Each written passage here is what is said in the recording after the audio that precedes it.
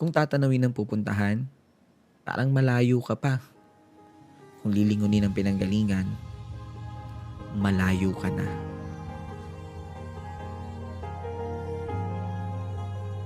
Kung titingin sa hakbang ng iba, parang naiiwan ka. Pero kung sarili ang bibigyang pansin, aba, umuusad ka.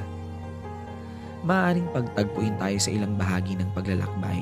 Pero ang totoo, kahit kailan, hindi naman talaga tayo magsasabay-sabay.